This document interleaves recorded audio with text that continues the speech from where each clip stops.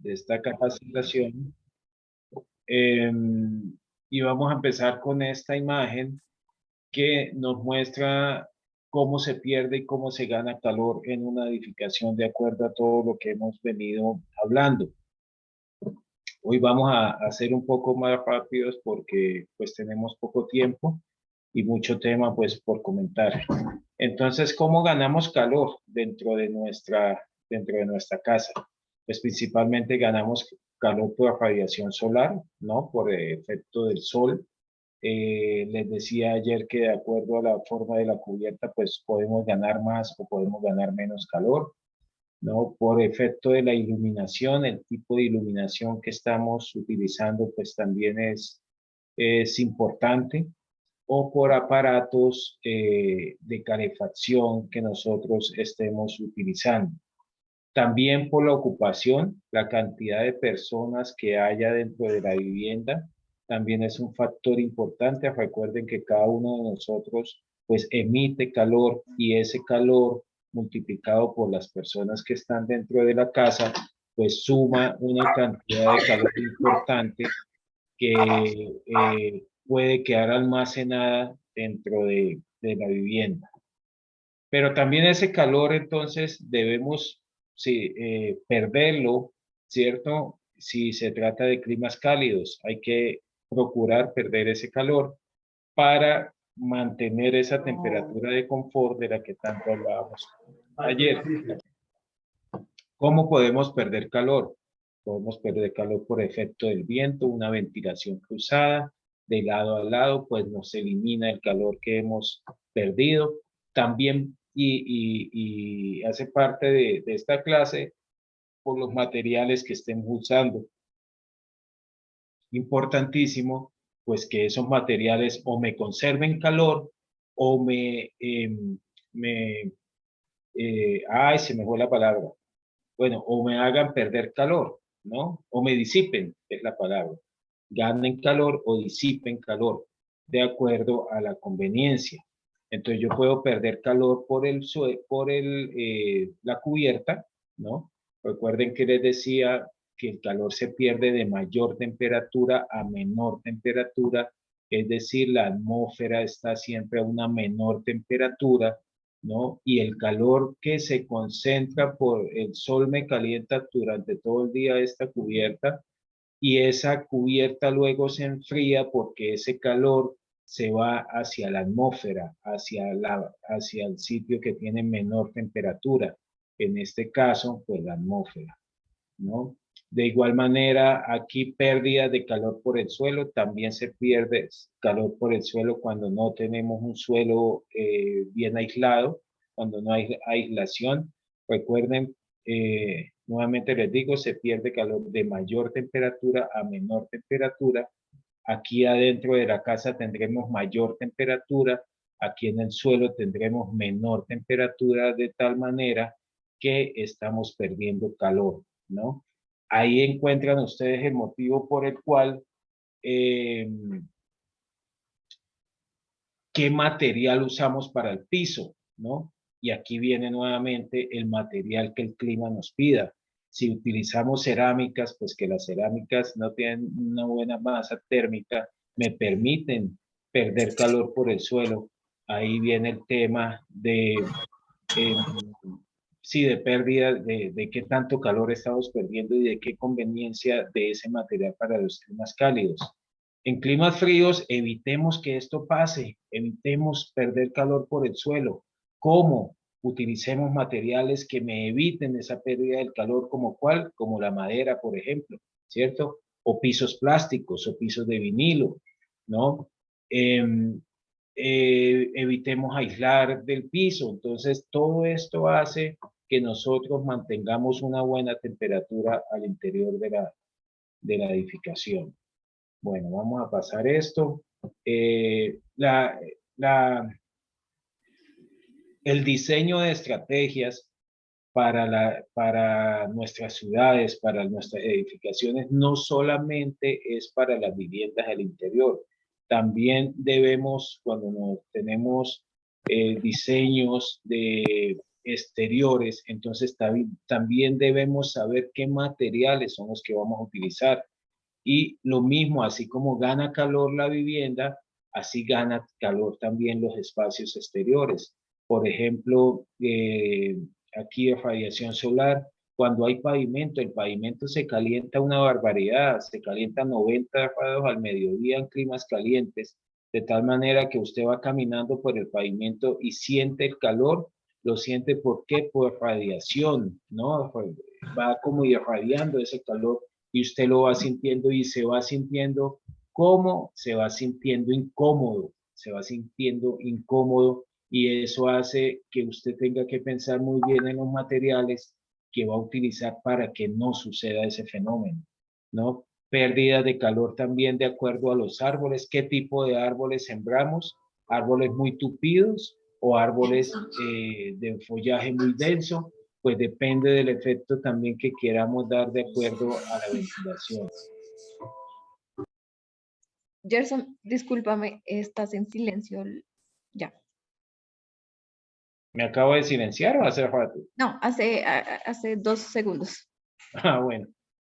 Pérdida de calor por evaporación.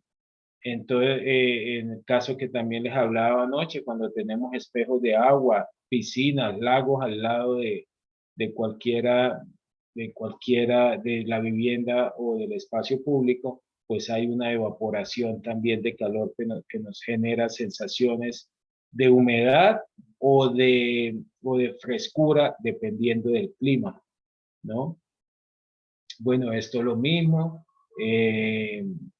La, la, la transmisión difusa o reflejada, el sol pues se puede reflejar dependiendo también del material que utilicemos, entonces pues no es conveniente utilizar materiales muy reflectantes, digamos en climas fríos porque uno utiliza materiales reflectantes cuando quiere perder calor, ¿no?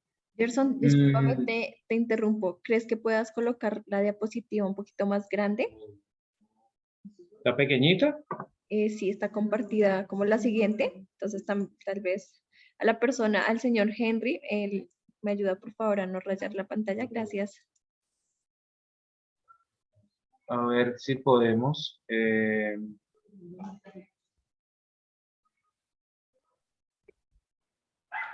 Buenas Ahí noches. salió lo mismo. No ha rayado pantalla, debe ser otro Henry. Henry Listo, ya, Mamón. perfecto. ¿Está bien ahí? Está bien, ya se ve. Sí. Ya Ok. quedó perfecto. Bueno. Entonces, de esa manera también en el espacio público se gana o se pierde calor. Consideraciones para la selección de materiales de construcción en la arquitectura sostenible, y ya aquí pueden entender ustedes de qué es que hemos estado hablando. ¿Cómo seleccionan ustedes el material, no? Cuando están construyendo, cuando están especificando materiales. ¿Cómo hacen? ¿Por qué lo seleccionan? Digamos, unos dirán, por el color, o por la forma, o por el diseño, o por el precio, porque hay un lote barato, o por la forma en que uno compra material, pero la verdadera forma, o si uno quiere hacer construcción sostenible, debe tener en cuenta estos 6 elementos que les voy a mencionar. Su origen y componentes. Entonces, si hay un material que uno sabe que proviene hablemos de la madera, de deforestación, bosques deforestados, ¿sí? Y esos sabemos que le está causando un daño al medio ambiente, pues si yo quiero contribuir en algo con el tema de la construcción y causar menos daño a nuestro planeta, pues no vamos a elegir ese material, ¿no? Eso sucede mucho en las maderas. Hay muchos depósitos de maderas donde venden maderas que no son certificadas, que provienen de bosques deforestados, ¿sí? Si compramos, por ejemplo, un constructor, pues sabemos que allá no nos van a vender madera que no esté certificada, que tiene un sello FSC, que proviene de bosques cultivados, ¿sí? Entonces, mucho cuidado en eso también, ¿no? La huella ecológica. ¿Cuál es esa huella desde que el material se nace o desde, supongamos, un ladrillo, desde la extracción del material hasta que el material pues ya deja de usarse, ¿sí? Entonces, ¿cuál es esa huella durante todo ese tiempo? ¿Cuál es el daño o no que causa ese material que estamos utilizando? Si hay un daño enorme, ¿sí? Si sabemos que viene de unas canteras que están siendo mal utilizadas, de explotaciones ilegales, pues no deberíamos comprarlos, ¿sí? Así nos lo ofrezcan más barato. Su transformación, es el proceso de transformación de ese material? Sucede mucho también en la industria, de todas las industrias, pero conozco el de las ladrilleras, donde hay ladrilleras pues muy tecnificadas que queman con combustibles pues que no están afectando de pronto al medio ambiente, de pronto con gas, ¿sí? Pero hay otros que queman hasta llantas, queman llantas, queman maderas, queman lo que sea para conseguir la temperatura para quemar un ladrillo. Entonces, importante también saber cuál ha sido, cómo es la transformación de ese material. Sus propiedades y comportamiento, que vamos a hablar ahora de cuáles son las propiedades de tener en cuenta. La localización y disponibilidad, transporte al sitio, pues si usted está construyendo en Cali, pues no va a comprar el ladrillo en Santa Marta, porque el transporte desde Santa Marta hasta Cali, pues le va a costar una plata, va a quemar gasolina, va a afectar el medio ambiente, ¿no? Y sí, lo que siempre nos interesa mucho, los costos.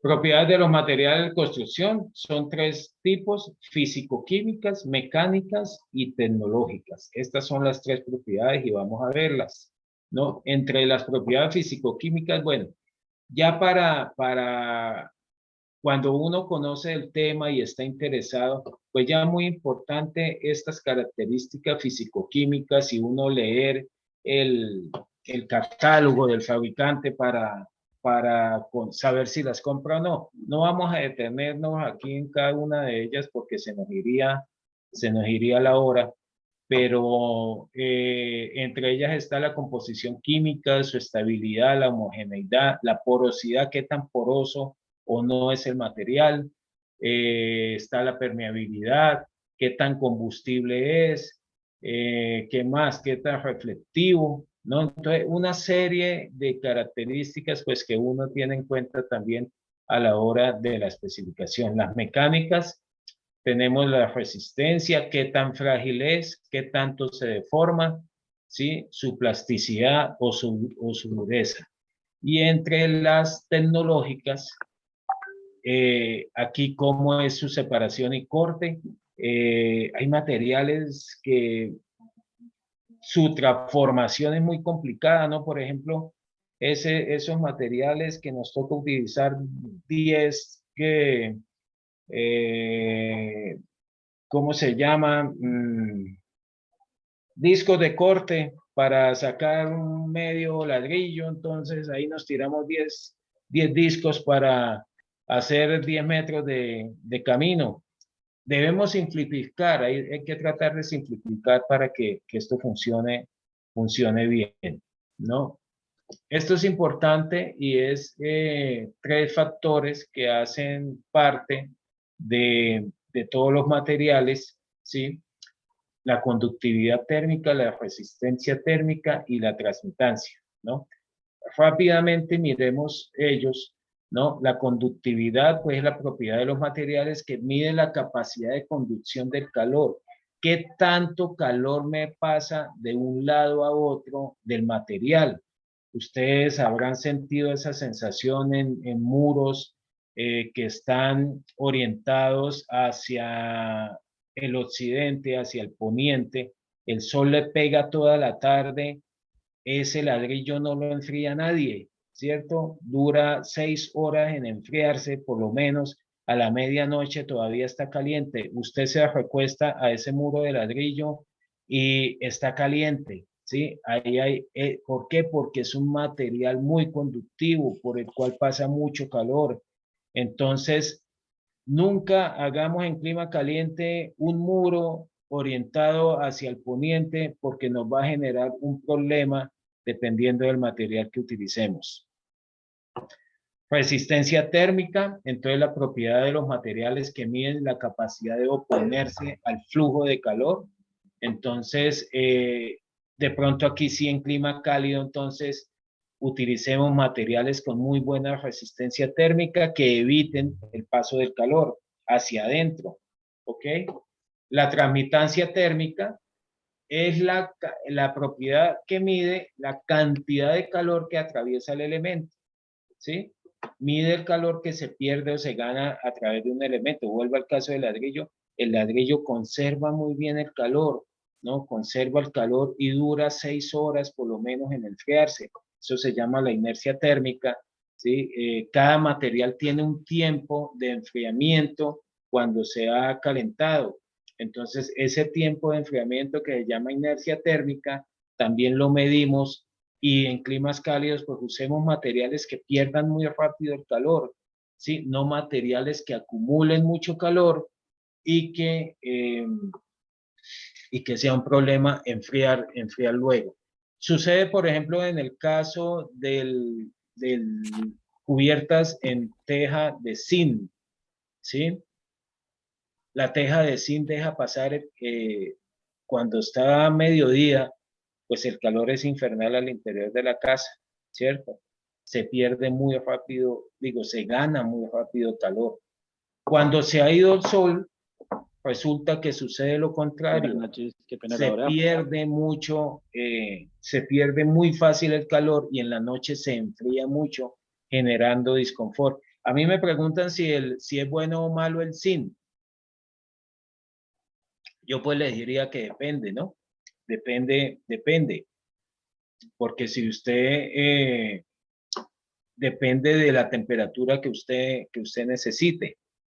Pero si tenemos una cubierta de zinc y lo hemos experimentado, póngale por encima de ese zinc algo muy barato que es una polisombra. Eso le baja la temperatura enormemente, ¿sí? Porque la cubierta deja de recibir calor directo, sol directo, y le baja la temperatura estupendamente. O simplemente móntele una rayadera por encima y se le acabó el problema. Entonces hay soluciones baratas que se pueden utilizar para este tema.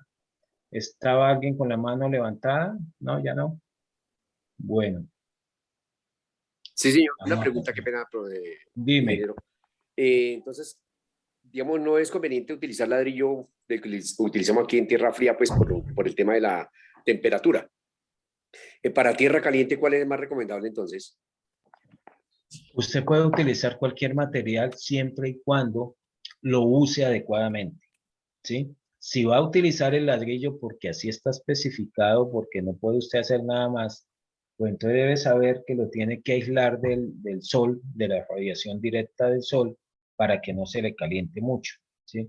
En clima cálido yo pondría un muro de ladrillo de arcilla orientado hacia el occidente. ¿Para qué? Para que se me caliente mucho en la tarde y ese calor queda acumulado dentro de la pared de ladrillo, ¿sí? Y en la noche empieza, acuérdese que el calor va de mayor temperatura, que es la que está acumulada en el ladrillo, a menor temperatura, que es la del interior de la casa. Entonces tengo una calefacción gratuita, ¿sí? En horas de la noche, por lo menos 6 horas, mientras todo ese calor del ladrillo me atraviesa y se me queda al interior de la vivienda. Por supuesto, pues no lo hagamos en climas cálidos, ¿no? Beca Diseño, ¿qué vas a preguntar? Hola, buenas noches a todos. Espero que estén bien. Mi nombre es Miguel Ángel. Tengo una pregunta. Por ejemplo, me gustaría saber si de pronto hay una entidad o sello que como que diferencie, perdón, los materiales de otros con respecto a qué tan amigables son al medio ambiente. Por ejemplo, yo sé que, pues tengo entendido que Fede Maderas tiene como alguna lista de productores y de empresas de madera y carpinteros que usan madera legal y de bosques que pues se vuelven a cultivar. digamos, para toda la gama de materiales, por ejemplo, de temas de acabados, cerámicos, porcelanatos y tejas, no sé, en cuanto a todos esos acabados arquitectónicos, ¿hay como algún sello, marca o entidad que como que, que certifique que son amigables con el medio ambiente o algo así? Pues mira, aquí en Colombia no, ¿sí? Aquí en Colombia es la voluntad de cada uno de los profesionales como usa los materiales, ¿no? Y también la voluntad de las empresas que le hagan sus estudios al material, que le hagan los estudios al material en laboratorio y que nos entreguen la ficha para nosotros determinar la conveniencia o no de comprarlo. Entonces yo diría que es más un tema personal, un tema de profesionalismo y de ética, que nosotros utilicemos y compremos los materiales, perdón, adecuados, ¿sí? Pero que vayamos a encontrar algo así como un catálogo donde encontremos muchos materiales y nosotros podemos seleccionar, pues no, no lo conozco, la verdad, ¿no? Vale. Entonces, sí. Entonces, aquí hay Perdón, otro, quería dime, comentarles algo. Álvaro Muñoz. En la ciudad de Álvaro. Popayán hay una fábrica de ladrillos donde trabajan un ladrillo que llama ladrillo Sahara. Lo he trabajado Sí, y es un ladrillo que es termo. O sea, sí, se utiliza para las partes donde sobre todo pega el sol, bien sea en la mañana o en la tarde, oriente, occidente, dependiendo de la ubicación de la casa.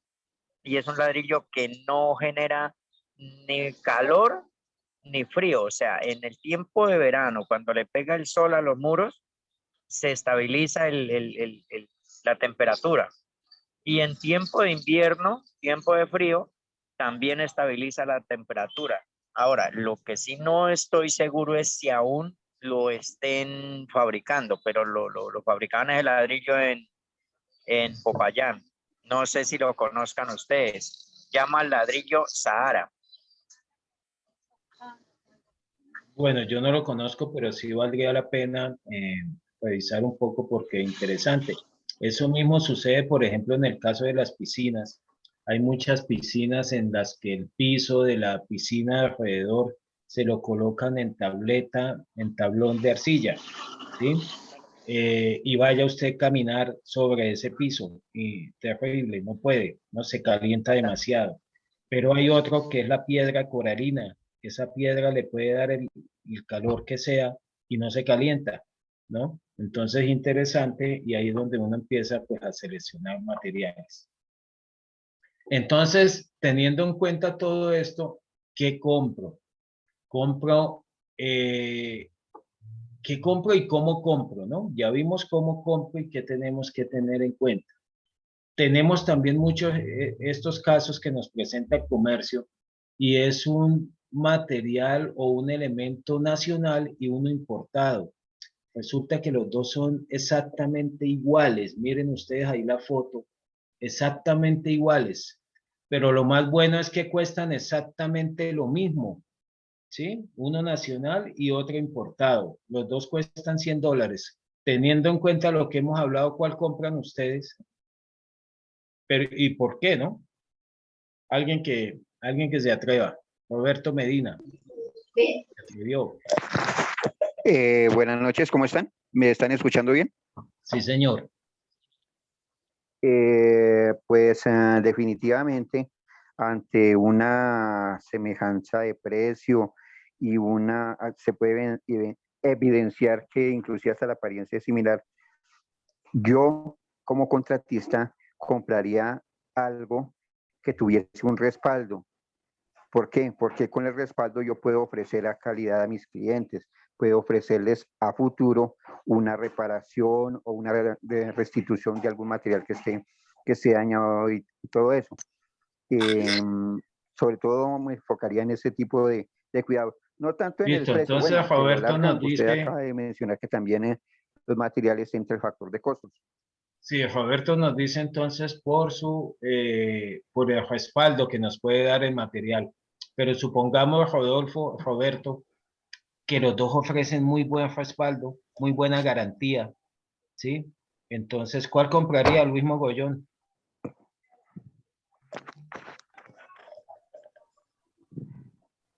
Luis, ¿no pudo? Daniel Dusan.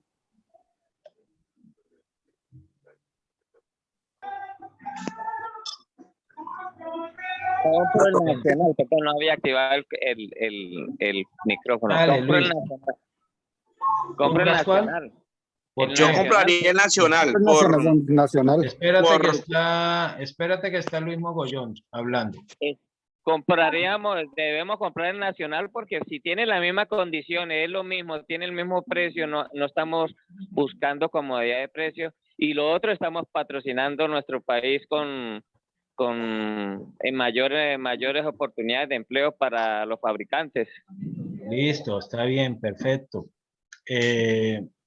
¿Quién más? Daniel Dusan, ¿por qué? ¿Cuál compraría? Sí, buenas noches. Yo compraría el Nacional porque hay que apoyar la empresa colombiana y para volvernos más empresarios y... Perfecto, y por... válido, Daniel. Víctor, ¿cuál compraría?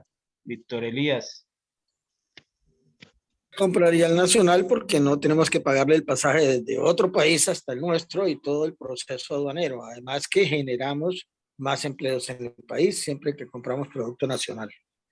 Bueno, miren que todos han contestado y se han ido por la calidad, se han ido por el respaldo, se han ido por el apoyo de la industria nacional, pero nadie me ha dicho lo que yo estoy buscando que me digan, y es por la huella ecológica que cada uno de estos elementos representa.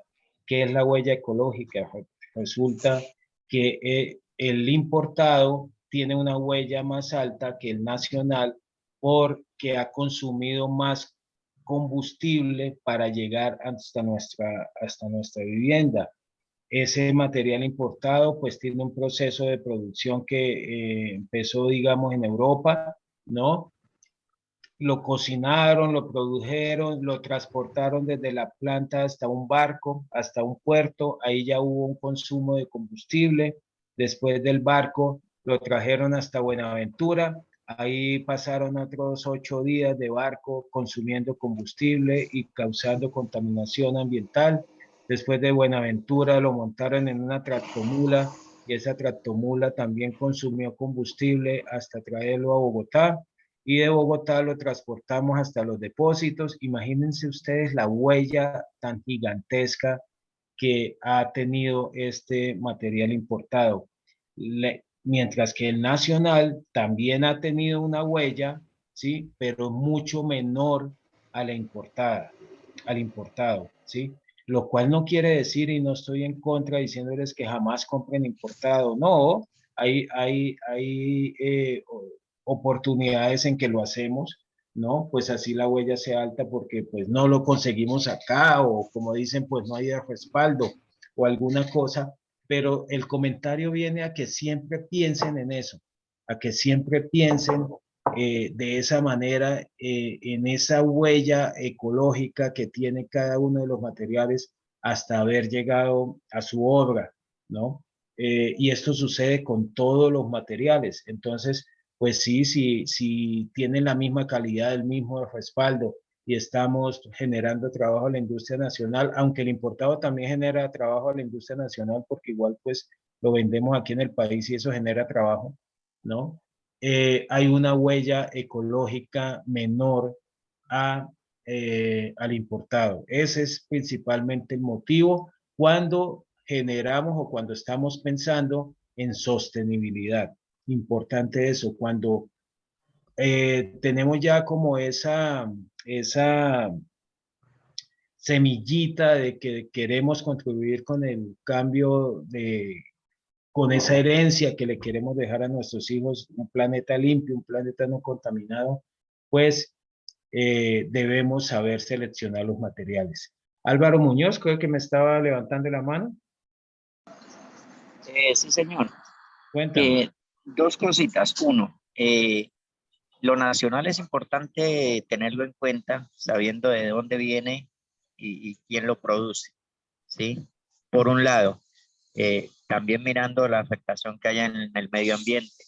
Lo otro, lo nacional tenemos más cercanía para hacer cualquier reclamo por sistema de garantías y la calidad, mientras que lo importado, pues se nos genera más complique en cuestiones de garantías. Si un producto no nos sale, pues con el respaldo que dicen ellos, un ejemplo, 10 años de garantía de un equipo, de lo que sea, y a los 2, 3 meses se daña, pues es como complicado de que le garanticen a uno un producto de esos por ser importado. Y si lo garantizan, pues se demora mucho tiempo y es más el gasto que se hace en vueltas y en efectivo que lo nacional. O sea, yo Sí, Álvaro, siempre voy por lo exactamente. nacional. Sí, todo eso está muy bien, lo acabamos de comentar, pero muy importante que tengan en cuenta la huella ecológica de ese material para poder uno estar tranquilo con que está contribuyendo a un cambio. No, entonces finalmente acá, ¿qué influye en mi decisión de compra? ¿No? ¿Cómo compro? Por su precio, por el empaque, porque me pareció bonito, porque el color me gustó, por la textura o porque está en promoción ese día. Entonces vuelvo y les digo, todo esto es importante y así es como normalmente nosotros compramos, nos hemos acostumbrado a comprar teniendo en cuenta todos estos aspectos. Pero fíjese que aquí no tienen en cuenta en esta imagen todo ese aspecto que es importante y es el de la huella ecológica en el proceso de transformación del material y sobre todo las propiedades que ya vimos, las termofísicas, las mecánicas, ¿para qué nos sirve un material? El material todos los materiales no nos sirven en todos los climas, ¿sí? Es importante conocer eso. Todos los materiales no nos sirven en todos los climas. No hay materiales buenos o malos. Lo malo es su instalación, el proceso de instalación que tengamos, ¿sí? Entonces tengan muy presente eso. Voy a cambiar de presentación. Me permiten un segundito. Si alguien mientras tanto quiere hacer una pregunta, con gusto, mientras yo cambio esto. Ahí Gustavo, si quiere hablar.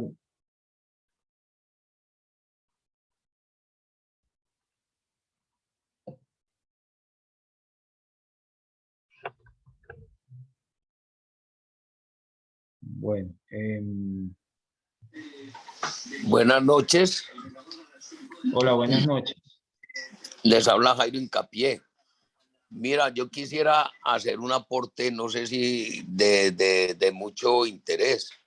Muchas veces acá en nuestro país se quieren hacer las cosas de una buena calidad, de una buena manera, pero uno muchas veces se tropieza con materiales de mala calidad.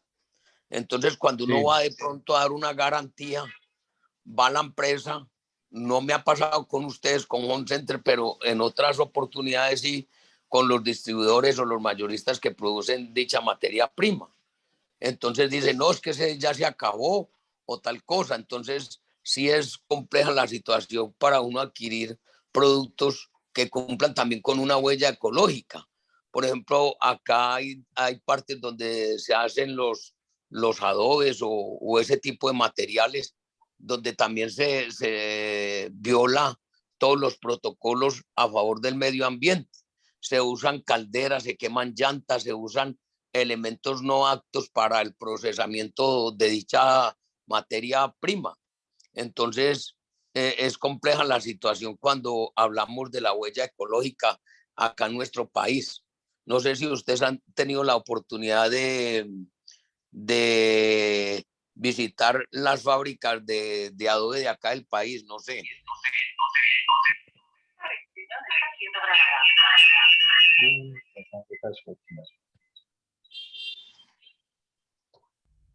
Sí. Sí, lo que dices es muy cierto y por eso hasta ahora estamos como comenzando todavía a tomar conciencia de todo. ¿Me están oyendo, perdón? Hola. Sí, señor. Sí, señor, señor. estamos Sí, escuchando. señor. Sí, señor. Sí, señor, escucha claro y perfecto lo que estamos discutiendo.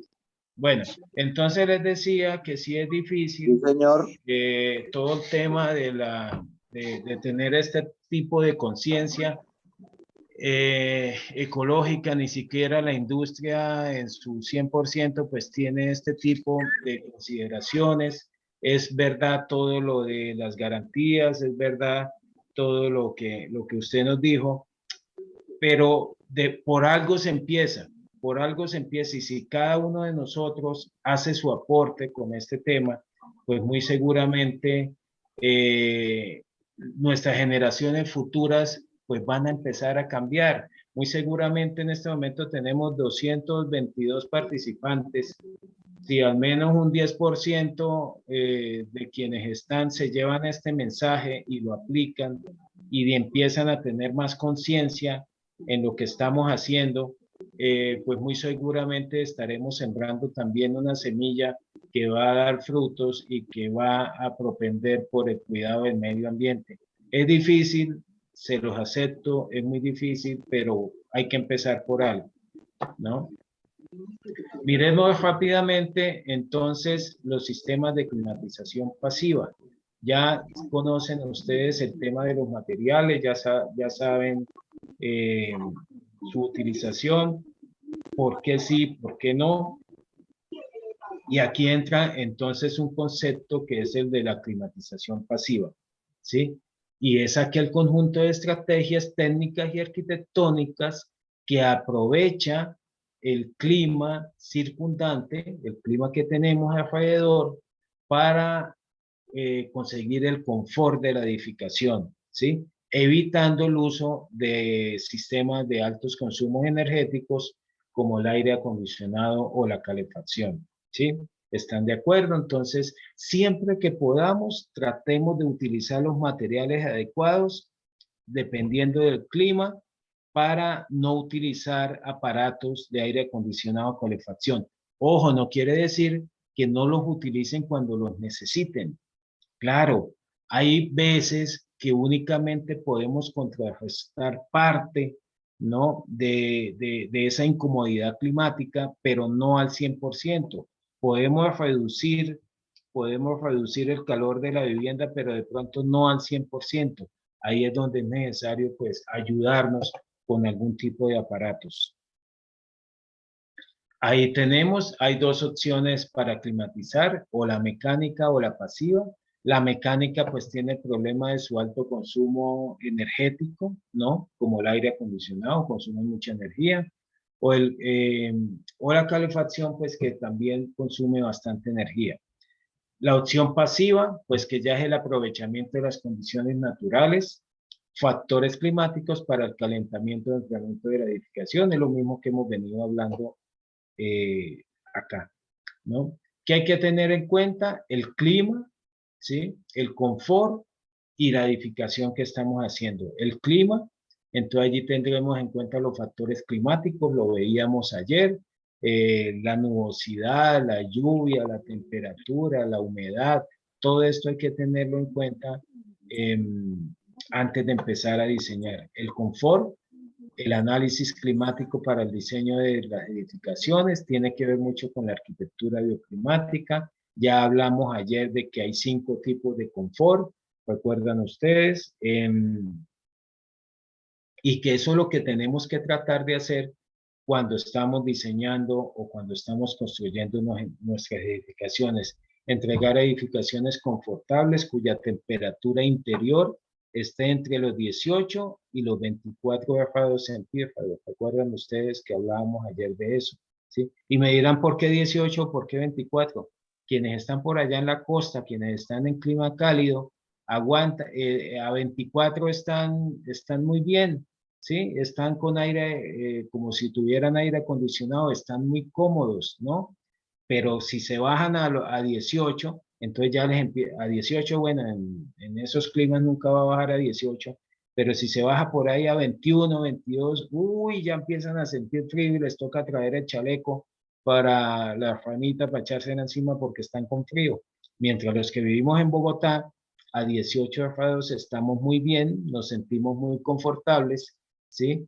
Pero cuando vamos a la costa, entonces ya a los 24, que para ellos es comodidad, para nosotros es muy caliente, ¿sí?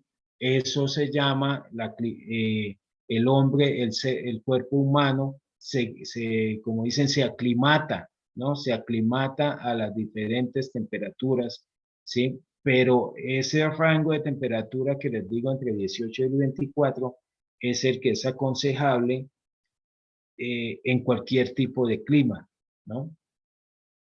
Y la edificación, el tercer aspecto, aspectos arquitectónicos que afectan el clima interior de la edificación, materiales, su comportamiento térmico y el diseño de estrategias arquitectónicas de control climático. Sí, vamos a pasarnos este. A ver, aquí, bueno, la incidencia de la radiación solar.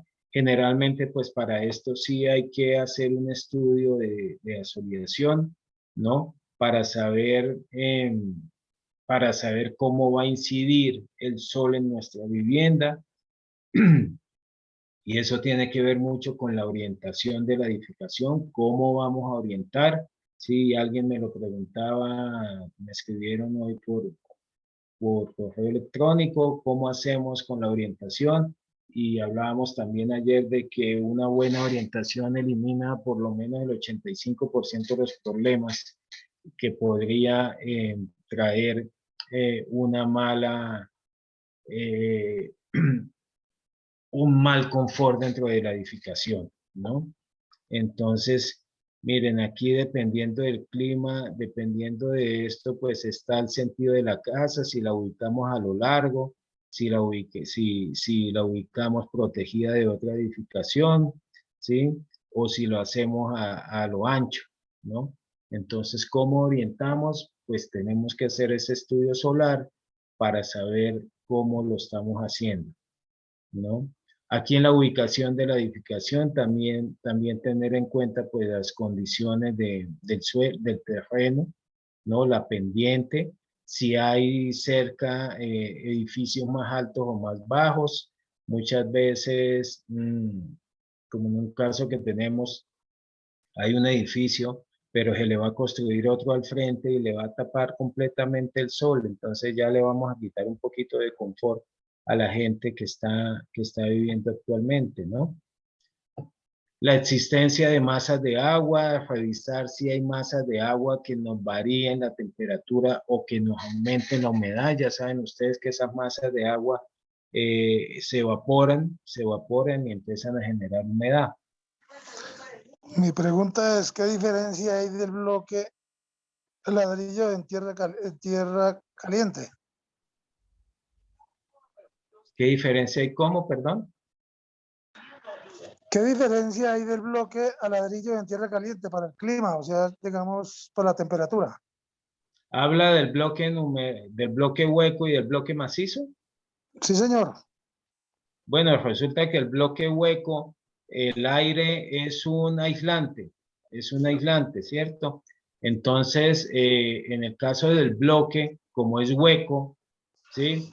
Esos huecos pues están llenos de aire, pues ese aire hace que el bloque sea más eficiente en climas cálidos que el ladrillo macizo, porque el ladrillo macizo, sí, como es una masa, esa masa se calienta y emite calor hacia ambos lados. Bueno, aquí tenemos la orientación de la edificación en relación con el sol.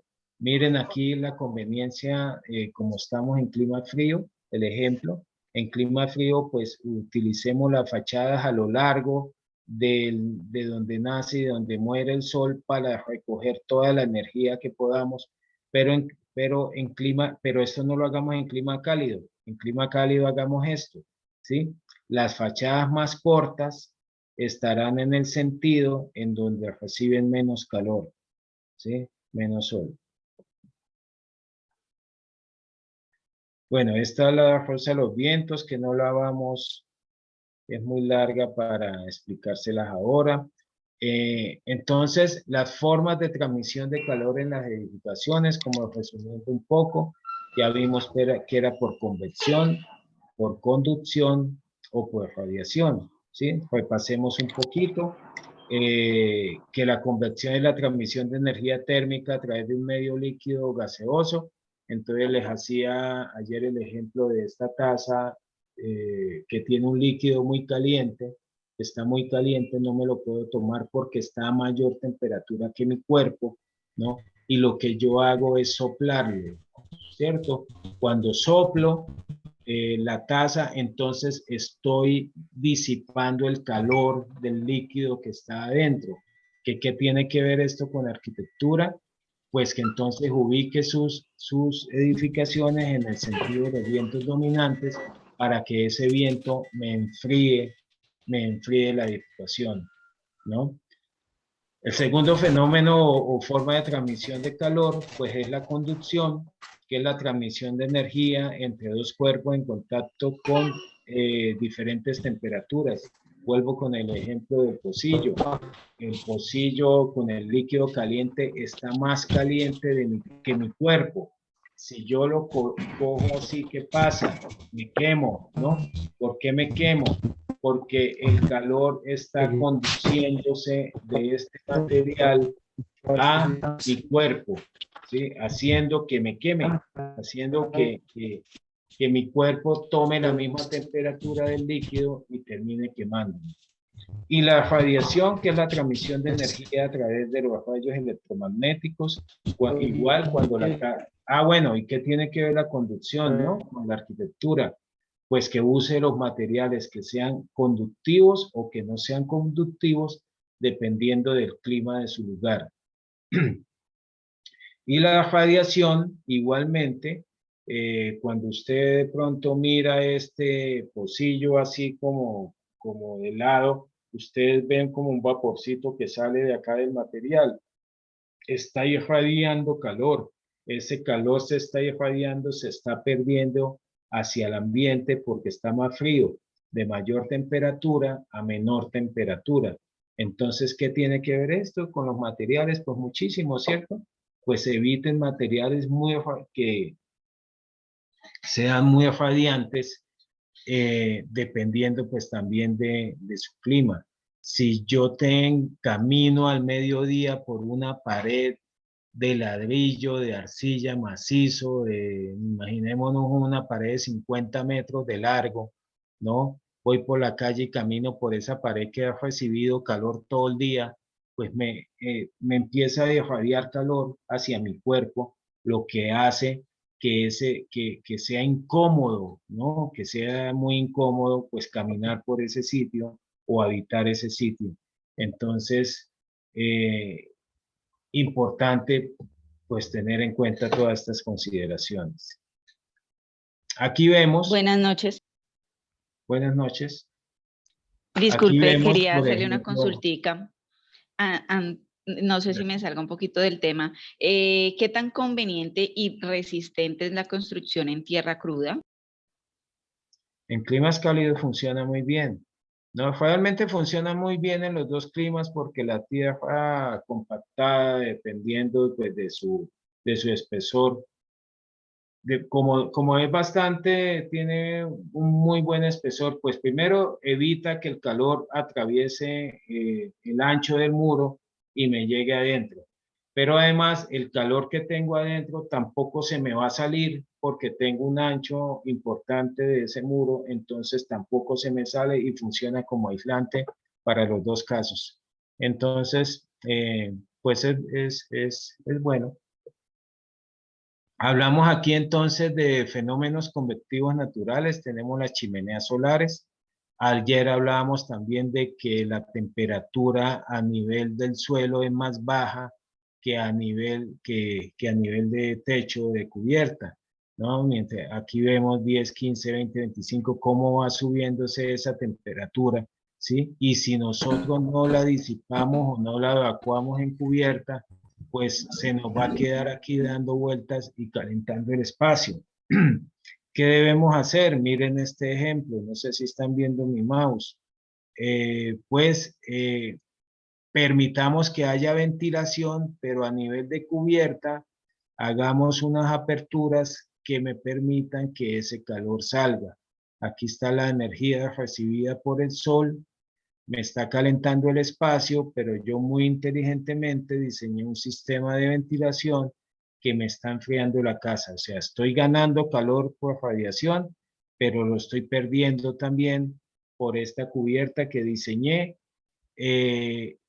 generando un equilibrio térmico, ¿no? Ahí hay un equilibrio porque gano y pierdo, ¿cierto? Y aquí varios ejemplos de eso, varios ejemplos aquí de formas de cubierta que nos permiten a nosotros pues disipar el calor, ¿sí? El efecto climático del suelo. Entonces, si nosotros nos enterramos en el suelo, pues también vamos a generar un aislante contra el sol y contra la radiación directa del sol, ¿no? Como en este caso, esta vivienda semi-enterrada, o en todos estos casos que vemos acá de cómo se puede enterrar la vivienda. Miren aquí el tema de refrigeración evaporativa, ¿no? Como les decía yo en el ejemplo ese de convección, que si colocan el edificio en el sentido de los vientos dominantes, pues puedo enfriar mi edificio, pues simplemente utilizando el viento, ¿no? Bueno, vamos, aquí ventilación convectiva, que ya lo hemos visto. Vamos a darle un poquito más rápido. Hasta acá. Entonces, aquí en este caso, pues tenemos que, aquí hay un caso donde estamos ganando mucha radiación causada por el sol. ¿Por qué? Porque dispusimos una ventana exactamente al occidente, donde estamos ganando mucho sol, mucha radiación en el día, ¿no? Entonces, pues aquí tenemos que utilizar, si es clima frío, materiales que me permitan disipar por las paredes muy fácilmente ese calor, ¿no? En la noche, pues sucede el efecto contrario. Si necesitamos un poco de calor, pues intentamos que se nos quede ese calor dentro de la habitación, ¿no? Para calentarnos en la noche, dependiendo si es un clima frío, ¿no? Pues aquí estamos viendo lo mismo. Y vamos a mirar algunos ejemplos. Bueno, nos queda poco tiempo, pero vamos a mirar estos ejemplos muy rápidamente ya en edificaciones, de cómo podemos conseguir de pronto de manera pasiva calentar un espacio, como en este ejemplo, donde hay un muro trombe, se llama, que es un muro en vidrio, ¿sí? Ese vidrio se me calienta mucho, me actúa como un invernadero, el calor se me almacena en este elemento rojo que ustedes ven ahí, y en la noche ese calor entra a la vivienda, ¿sí? Entonces, en vez de utilizar calefacción artificial, pues ahí tienen un muro trombe que lo pueden utilizar para esto. Aquí, pues, ejemplos de lo mismo, ¿sí? Cómo podemos conseguir ese efecto. Igual manera, bueno, esto ya es experimental, pero igualmente funciona. Son canecas de agua que se han colocado en un muro. El sol calienta esa agua durante el día, y en la noche ese calor almacenado en el agua empieza a desprenderse hacia el interior de la vivienda. Son toneles de agua, ¿no?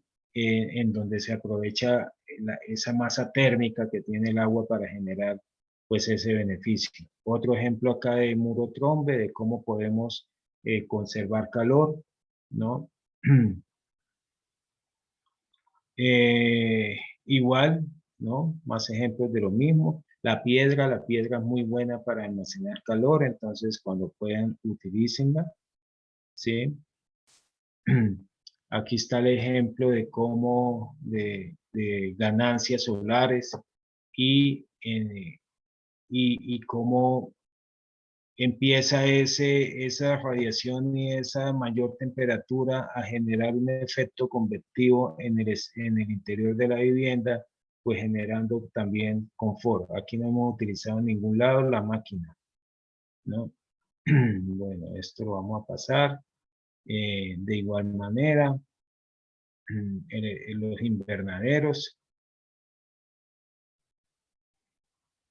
Entonces, ejemplos de cómo podemos aumentar la temperatura al interior. Aquí ya miremos algo del enfriamiento pasivo. Ya habíamos mirado cómo ganar calor, ahora miremos cómo perderlo. El problema, una envolvente, una vivienda sin ningún tipo de ventilación, o más bien una sola ventilación. Recuerden ustedes, todo lo que entra sale, ¿no? Entonces, si ustedes quieren que el viento les entre al interior del edificio, tienen que generar una ventilación, una ventana en el sentido de los vientos dominantes, pero también una salida. Si no hay salida, no hay entrada. Si no hay entrada, no hay salida. Entonces, por eso aquí la solución fue, para bajar esa temperatura, colocar un elemento en la cubierta que me disipara todo ese calor, ¿no? Voy a pedirle aquí que uy, se nos acabó el tiempo, pero voy a pedirles aquí que pasemos 5 minuticos más para que terminemos estos ejemplos y no los molesto más, ¿no? Sí, está perfecto. Bueno, al finalizar, aquí... le voy a pedir unas preguntitas para premiar a nuestros especialistas. Entonces, listo, gracias. Sí. Bueno. Aquí el problema, pues de igual manera, una cubierta, una envolvente que está recibiendo mucho calor, no tiene ningún tipo de ventilación o solamente tiene entrada de viento, pero no salida. Aquí se le colocaron ya 2 salidas, unos extractores eólicos que no consumen ningún tipo de energía y ya me bajaron la temperatura, ¿no? Entonces, fíjese, aquí no se ha utilizado ningún tipo de elemento de mecánico, ¿no? Bueno. Recuerden, la ventilación cruzada con una velocidad de viento de 1.5 a 2 metros por segundo permite una sensación de confort, mientras la temperatura exterior no sea superior a los 32. Si estamos a 32, ya el viento viene muy caliente y ya nos va a generar el efecto contrario. Bueno, pues a ver, podíamos seguir mucho tiempo, pero pues el tiempo se nos acaba. Vea, miremos este ejemplo de lo que les decía. Mire, este espacio tiene una ventana, ¿no? Y está soplando el aire hacia la ventana, pero como no tiene salida, pues el aire no entra o entra muy poco, ¿no? Esto es un túnel de viento, esto es una simulación en un túnel de viento. Miren aquí cuando tenemos una ventana enfrentada, ¿no? Ya hay un flujo de aire. Aquí alcanzan ustedes a ver el flujo de aire, ¿no? Hay un flujo de aire que ya empieza a generarme condiciones de confort al interior del espacio. Pero miren cuando hay una entrada de aire mayor y una entrada de aire menor, ¿no? Sucede lo mismo que sucede cuando ustedes tienen una manguera de agua y le tapan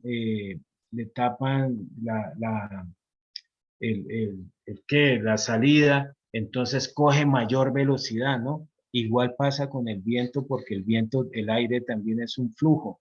Entonces miren que aquí hay una ventana, pero está enfrentada a una ventana menor y eso hace que haya mayor velocidad del aire. Miren aquí el ejemplo. Aquí hay mayor velocidad del aire que aquí, cuando las dos ventanas tienen el mismo tamaño, ¿no? Entonces, esto bien importante, pues también dependiendo del clima. En clima caliente pueden utilizar esta estrategia, en clima frío pueden utilizar esta, ¿no? De igual manera, pues cómo enfrentamos las ventanas. Aquí vemos enfrentadas 2 ventanas en la parte superior. Nos queda un poco sin ventilación esta parte, pero cuando las enfrentamos de esta manera aquí lateral, ¿no? Entonces ya hay una circulación de aire en todo el espacio.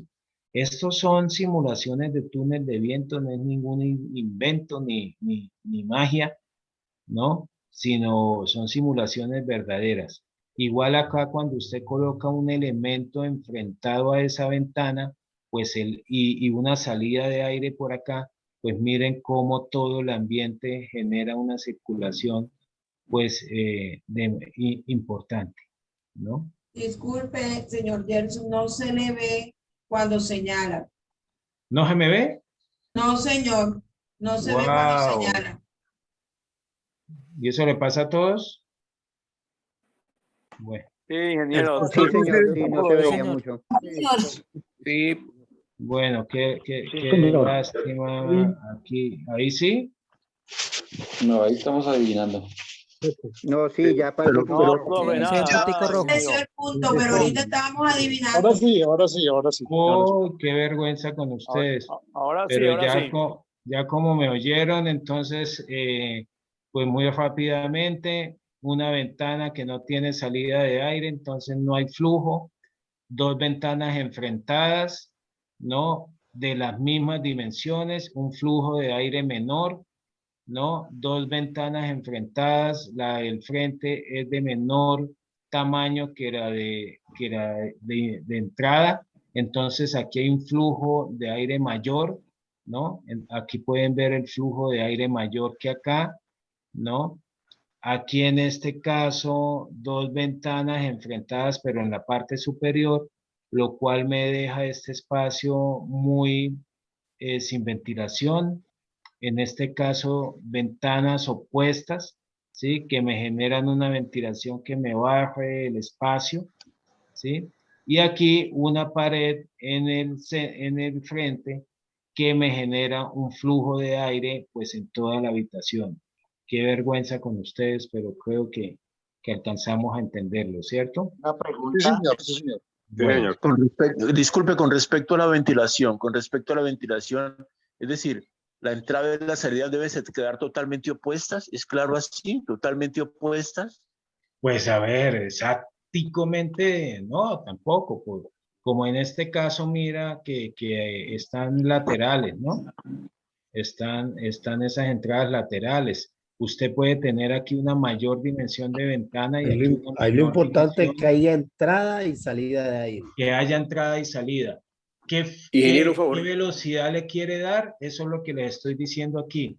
Si ustedes tienen el flujo de aire entrando por la apertura mayor, entonces hagan la apertura de salida menor para que esto coja más ventilación, más fuerza, ¿no? Si no quieren En hacer ese eso, caso, pues perdón. coloquen estas dos enfrentadas de la misma dimensión.